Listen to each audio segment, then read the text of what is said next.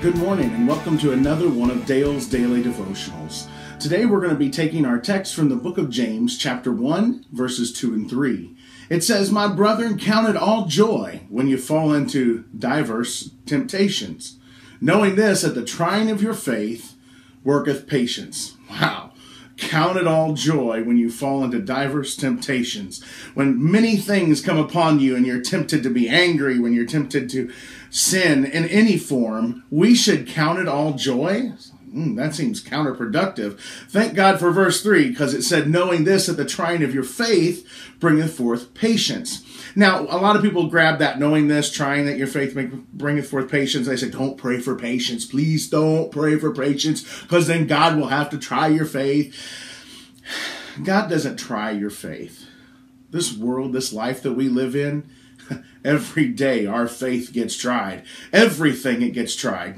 Try driving in traffic for about an hour. Somebody's going to pull out in front of you and not do the speed limit, and that will try your faith and try your patience. Not only that, the little old lady at the counter who's counting out her pennies to pay for a can of cat food, that will try your patience when you're in a hurry and all you needed was a loaf of bread. Many things will try your patience throughout the day. Those are just the little things, and sometimes those little things are the problems.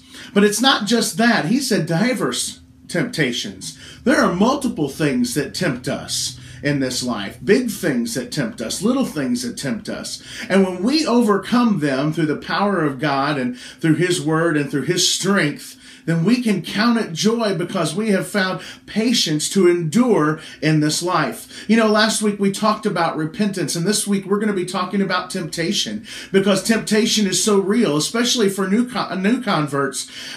You're not used to just letting yourself do whatever you want to do. You're not used to letting yourself roll in your anger. You're not used to forgetting the alcohol and dealing with it through prayer. You know, we deal with things through many different glasses all the time. And when you become a Christian, we decide that we're going to deal with our issues and give them to God rather than us deal with them in other ways. And so we're always tempted to do things, to be angry, and we're tempted to say things that we shouldn't say and do things that we shouldn't do. And the power of God is when we are tempted, He actually uses the temptation to strengthen us within, build us patience for ourselves, so that we can overcome sin in a greater way later on.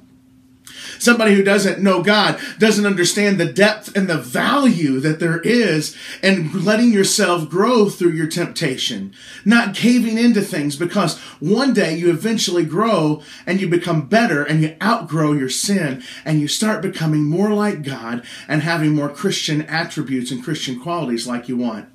As a pastor, that is one of the greatest joys that I have, is watching people grow spiritually. I watch them come into the church with bondages in their life and addictions in their life. And as they are tried and tempted, sometimes they fail, sometimes they win. But they learn from their failures, they grow patience for themselves, and they're able to overcome all kinds of bondages and addictions in their life. And they become more like Christ. Watching people do that is the fun part of my job as a pastor, being able to support them and carry them through this. I get a lot of text messages in the beginning from a new baby trying to learn to walk and to crawl. But you know what happens? They start standing on their own 2 feet and become the man and the woman of God that they've called to be. And I can sit back and watch them and feel the pride that a parent feels when their baby takes a first step, because you actually see people grow spiritually. That's the fun part of being a pastor. It's not the preaching, and it's not the glitz and the glamour of people knowing who you are and being called and feeling important. None of that matters. What really matters is watching people's lives change and seeing people going from depressed to happy, watching them grow spiritually and to the point where they're actually proud of themselves and the decisions that they make. That is why I do what I do every day, because I like to see people's lives touched and changed and rearranged. Because we're running out of time, folks, and we need to be getting our house in order. Remember, Jesus is coming soon, so keep your eyes on those skies.